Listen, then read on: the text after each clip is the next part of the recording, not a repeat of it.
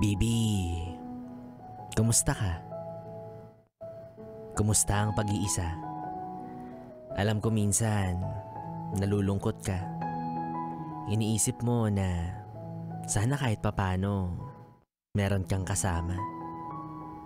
Kapiling tumawa, gumala, kumain ng wanto-sawa, kahit ano. Basta sana hindi ka mag-isa. Kaya malamang sa malamang, napapatanong ka siguro kung ano bang pakiramdam ng maasikaso, lalo na ng taong mahal mo. Yun bang mala Disney princess ka, daig pang isang reyna, yung pakiramdam na may nag-aalaga, may nag-aalala.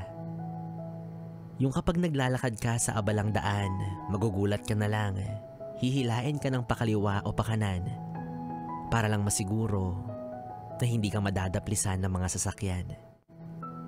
O hindi naman kaya magpapaalala sa'yo na kumain sa tamang oras dahil lang gutom raw ay hindi dapat pinapalipas.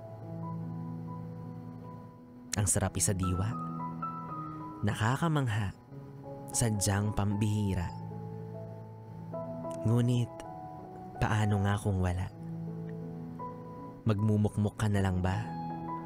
Hahayaan mo na lang ba yung sarili mo na magmukhang kawawa?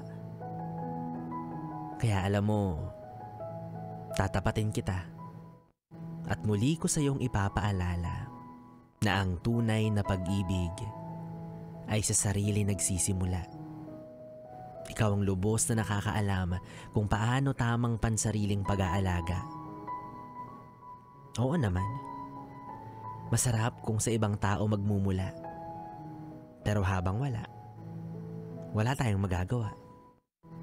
Kaya sa ngayon, ang pwede mong gawin, humarap ka sa salamin at iyong kausapin ang taong pinakauna mong dapat mahalin. Yung persona sa harap mo, siya ang tunay na may pakialam sa'yo. Ang bukod tanging na magpaparamdam ng pagmamahal na totoo. Siya ang nakakaalam ng kabuuang halaga mo. Ang nag-iisang tao na kahit gaano ka maging kakomplikado ay hinding-hindi susuko para sa'yo. Kaya sa ngayon, self-love muna tayo hanggat hindi pa dumarating yung tamang tao.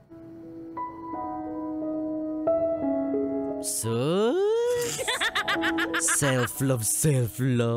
May hinihintay ka lang eh. Alam mo kahit maghintay ka habang buhay, hindi na sila maghihiwalay. Asa pa mo. Yes, friend, kapiling mo pa rin ako, DJ B-Boy Bibo, hanggang mamayang alas 12 para sa ating tuloy-tuloy na BB Time. Dito pa rin at dito ka lang sa 101.1 Yes FM Solid.